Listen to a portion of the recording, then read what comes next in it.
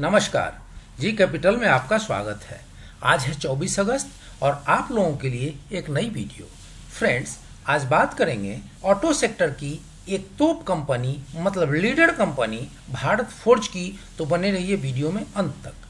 Friends, इसके price target क्या हो सकते हैं या इसमें हमारी निवेश की रणनीति क्या हो सकती है, इन सभी चीज़ों पर डिस्कशन करने से पहले एक बार इस कंपनी की संक्षिप्त जानकारी ले लेते हैं तथा इससे जुड़ी कुछ महत्वपूर्ण खबरों को भी देखते चलते हैं। तो फ्रेंड्स, आप सबको बताना चाहूँगा कि भारत फोर्ज कल्याणी ग्रुप की एक ऑटो एंसिलरी बनाने वाली दिग्गज कंपनी है, जिसकी उत्पाद इकाइयाँ भारत समेत यूरोप, एशिया और अमेरिकन कंट्रीज में भी फैले हुए हैं। इसके अलावा जो इसका बिजनेस है वह है, आप यहाँ देख सकते हैं कि यह ऑटोमोटिव में तो डील करता ही है, यह पावर में भी डील करता है, ऑयल एंड गैस में भी डील करता है, रेल में भी डील करता है, मेरीन में भी डील करता है, एरोस्पेस में भी डील करता है, कंस्ट्रक्शन एंड माइनिंग में डील करता है और ये ई मोबिलिटी में भी डील करता है।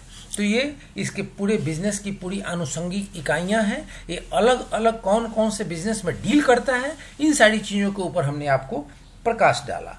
तो फ्रेंड्स, इससे जुड़ी पहली महत्वपूर्ण खबर को अगर देखते चलें तो आप यहाँ देखेंगे कि DGTR starts a review on extension of anti-dumping duty on certain Chinese products. Local company Bharat Forge Limited has lodged a complaint with the Directorate General of Trade Remedies for the reviewing of duties on imports of front axle beam and steering knuckles used in heavy and medium commercial vehicle from China.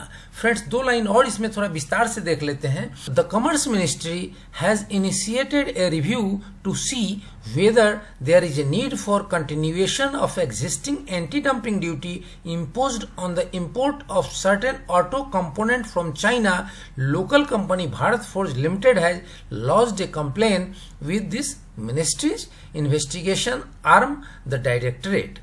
Bharat Forge Limited has requested for continuation of anti-dumping duty imposed on the product coming from China. According to the notification of the Directorate, the applicant has alleged likelihood of continuation of recurrence of dumping of the goods from China and consequent injury to the domestic industry. तो friends, Bharat forge ने DG trade के यहाँ यह आवेदन दिया है कि चीन से आने वाली फ्रंट एक्सेल बीम और स्टीयरिंग नकल्स जो हेवी और मीडियम कमर्शियल गाड़ियों में इस्तेमाल होती हैं, उनकी एंटी डंपिंग टैक्स बढ़ाई जाए और एंटी डंपिंग ड्यूटी जो उनके ऊपर जो टाइम फ्रेम बढ़ाया गया है, जो 2010 से 2015 किया गया था, फिर 2015 से 2020 किया गया था, जो अक्टूबर में खत्म होने वाला है, तो उसे और अधिक बढ़ाया जाए। और फ्रेंड्स, ऐसा इसलिए किया जाए क्योंकि चाइना में अगर उनके यूजर हैं, उनके देश के यूजर हैं, उनके लिए तो ये प्रोडक्ट महंगा है, किंतु अन्य देशों का बिजनेस बर्बाद करने के लिए चाइना ने नीतिगत रूप से जानबूझकर इन्हें कम कीमतों पर निर्यात करने की पॉलिसी बना रखी है, जिससे भारत देश में भी भारत फोर्ज जैसी कंपनियों के बिजनेस पर नकारात्मक प्रभाव पड़ रहा है। तो फ्रेंड्स, दूसरी और अधिक महत्वपूर्ण खबर है कि Bharat Forge artillery gun in final trials before sale to Indian army. बहुत धमाकेदार न्यूज है friends. Company developing 4 platforms all 100% indigenous which are in various stages of trials. तो फ्रेंड्स, भारत फोर्ज अब इंडियन आर्मी के लिए आर्टिलरी गन बना चुकी है और इंडियन आर्मी को सुपुर्द करने या सप्लाई करने से पहले इसकी कई चरणों की ट्रायल एंड टेस्टिंग शुरू हो चुकी है। फ्रेंड्स, आप यहाँ इनके पिक्स में ऑलरेडी इन सारे गन्स को देख रहे हैं कि ये 4 प्रकार के किस प्रकार की गने हैं, और सच मायने में आप इन आर्टिलरी गन्स को सुन करके इसके टर्म को कंफ्यूज ना हो, यह तोपें हैं जो मीडियम रेंज की तोपें होती हैं, और इन तोपों से आप कैसे परिचित हैं वो भी मैं अभी आपको बताऊंगा। तो इन चारों प्रकार के गन्स भारत फोर्ज बना रही है और इसकी खूबी यह है कि वे चारों गने 100% इंडिजीनियस है, मतलब उसमें रत्ती भर भी विदेशी साजो सामान या तकनीक का इस्तेमाल नहीं किया गया है। फ्रेंड्स, भारत के इतिहास में आत्मनिर्भर भारत अभियान की तरफ बढ़ता हुआ इस कदम को सबसे बड़ा कदम माना जाएगा, क्योंकि इसके पहले हम स्वीडन या रूस पर 100% इस प्रकार के गन्स के लिए निर्भर रहते थे। ये आर्टिलरी गन्स क्या होते हैं इसे आपको बताने की जरूरत इसलिए नहीं है, जैसा कि मैंने अभी आपको बताया कि आपने तस्वीरों में भी इसे देख ली। और बोफोर्स तोप को तो देश का बच्चा बच्चा जानता है। जिस बोफोर्स तोप जैसे आर्टिलरी गन्स ने कारगिल में पाकिस्तान के छक्के छुड़ा दिए थे, वहीं बोफोर्स घोटाले उस समय के तत्कालीन प्रधानमंत्री राजीव गांधी की कुर्सी छीनने के कारण भी बन गए थे। तो फ्रेंड्स, आप समझ गए कि इस प्रकार के तोपों का भारत में बनना क्यों इतना महत्वपूर्ण है। इन्हीं खबरों के बीच अगर मोतीलाल ओसवाल के रिसर्च की माने तो यहाँ दे रहा है कि by Bharat forge target of ₹500 Motilal Oswal. Motilal Oswal is bullish on Bharat forge recommended by rating on the stock with a target price of ₹500 in its research report dated August 12, 2020। तो फ्रेंड्स 12 अगस्त की इनकी एक रिपोर्ट है जिसमें इन्होंने भारत फोर्ज के ऊपर रेटिंग बाई की दी और इसका टारगेट ₹500 का बताया। तो फ्रेंड्स, आप यहाँ स्पष्ट रूप से देख पा रहे हैं कि ऑलरेडी भारत फोर्ज ने अपने 500 के टारगेट को आज की ट्रेडिंग सेशन में प्राप्त कर लिया है।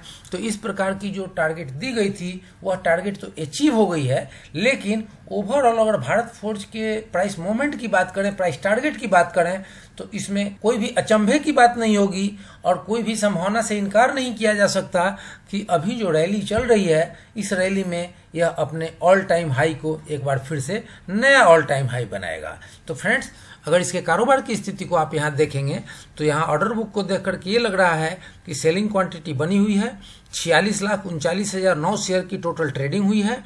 14,74,003 शेयर की इसमें डिलीवरी हुई है और परसेंटेज ऑफ डिलीवरी लगभग 32 है। तो फ्रेंड्स, ऑर्डर बुक और ये ट्रेड सेटअप बता रहा है कि कहीं न कहीं मुनाफा वसूली का प्रेशर है। इसके बावजूद भी अच्छी डिलीवरी का चलना इसके फ्यूचर में प्राइस ग्रोथ की तरफ निवेशकों का नजरिया बुलिश बता रहा है। फ्रेंड्स, अगर इसके प्राइस मूवमेंट को अगर प्राइस चार्ट पे देखें तो यहाँ हम देख रहे हैं कि इसकी RSI की जो वैल्यू निकल के आ रही है उसकी वैल्यू निकल के आ रही है 74, जो बता रहा है कि शेयर ओवरबॉट जोन में जा चुका है। और इसकी MACD में जो जीरो लाइन के ऊपर के हिस्टोग्राम के बार्स हैं वो लगातार छोटे होते जा रहे हैं। तो इससे पता चल रहा है कि आने वाले दिनों में मुनाफा वसूली का बहुत प्रेशर रहेगा और प्राइस में थोड़ी बहुत गिरावट आ सकती है। एक दिन में ही इसने बहुत जबरदस्त उछाल गेन किया था 13 अगस्त के ट्रेडिंग सेशन में, और वहां से फिर एक बार 500 के आसपास ही कंसोलिडेट हो रहा है। तो यहाँ पर मुनाफा वसूली का प्रेशर हो सकता है। तो इसमें अब हमें क्या करना चाहिए? तो जो पुराने निवेशक हैं सबसे पहले उनको एक 480 के आसपास अपनी स्टॉप लॉस लगा लेनी चाहिए, ताकि आप देख सकते हैं कि अगर जो इसके निचले स्तरों की बात करें तो वहां से लगभग ये अपने निवेशकों का पैसा 2 गुना से अधिक कर चुका है। तो आप बहुत बड़े मुनाफे पे खड़े हैं और आपका मुनाफा और आपकी पूंजी प्रोटेक्ट हो पाएगी अगर आपने 480 के आसपास अपनी स्टॉप लॉस लगा दिया।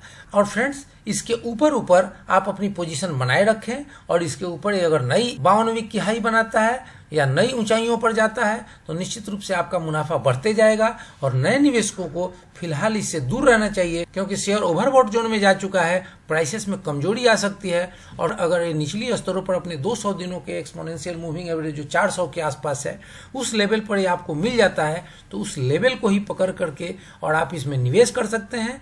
और निवेश करके यहाँ से फिर ऊपर बने रहें और एक स्टॉप लॉस आप 380 या 390 के लगा सकते हैं। और अगर उसके नीचे प्राइस आती है तो आप इसमें टेम्पोररी बेसिस में एग्जिट कर लें।